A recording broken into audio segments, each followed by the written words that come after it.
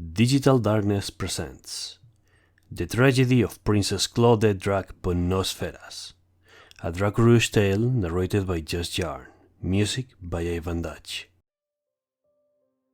No tale of sorrow, no tale of woe, fills the hearts of knights with pain lament, more than that of the fall of fair Princess Claudette Dracurouge Nosferas. One of the Lord Dracul's daughters and progenitors of House Nosferas, she was known for her gentle demeanor, her sympathetic nature, and her absolute devotion to those she warded. Often recognized as the heart of Dracul, she was beloved by all, and none could harbor enmity or bitterness towards Princess Claudette. She was the Pale Carnation.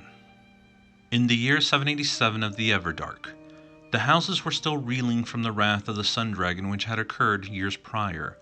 Their realms were in the throes of recuperation. Although the threat of the Sun Dragon was subdued, the Everdark and its people required time to heal. It was at this time that an unknown plague ravaged the lands of Nosferas. Knights were spared its corruption, but the common folk succumbed one by one. In the span of months, the plague has spread throughout the whole of Nosferas. 3/4 of the populace suffered the plague. Of those afflicted, few survived. Distraught by her people's suffering, Princess Claudette, who hadn't fully healed from the wounds she suffered from the assault of the Sun Dragon, attempted to seek salvation for her people. It was within these precious hours that Princess Claudette, seeking a mercy to aid her people, beseeched assistance from the other progenitors and their houses. It should be noted that at this time, each house had suffered heavy losses during the engagement with the Sun Dragon, and each progenitor had been so overwhelmed to the point of exhaustion that the recovery of their houses to their previous state was slow-going and deliberate. Princess Claudette held an audience with each of her sisters, and one by one they denied her aid. In Dusttime, before her sister Princess Sid-Marie, the wisest sages of Dusttime had gathered and contemplated the inherent value of saving the peasantry. Common folk weren't necessarily worthy of redeeming.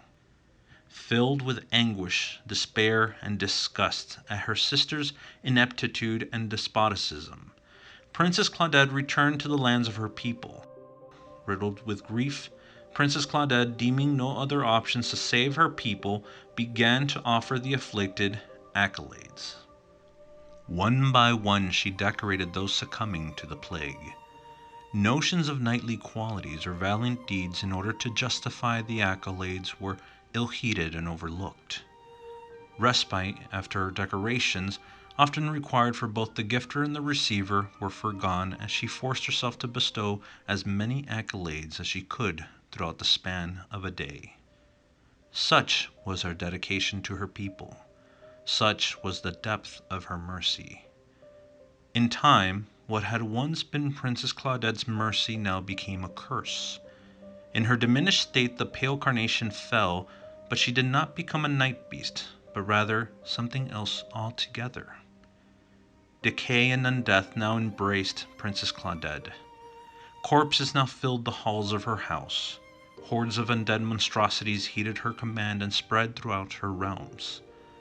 Princess Claudette was no more.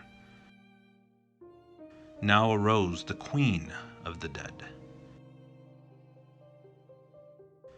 Nosferas fell as a house on that day. Its realms now seeped in death and marred by foul and undead beasts. Scattered throughout the Everdark, the knights of Nosferas barely cling to the notion of being of a proper house. Some have forsaken their oaths to their house. Others have abandoned any tenement of being a knight, seeking solace within the worship of Dracul. A few, though, still swear a deep loyalty to gentle Princess Claudette, although the conditions of their loyalty has been redefined. To kill the Queen of the Dead, and in doing so, redeem the fallen Pale Carnation.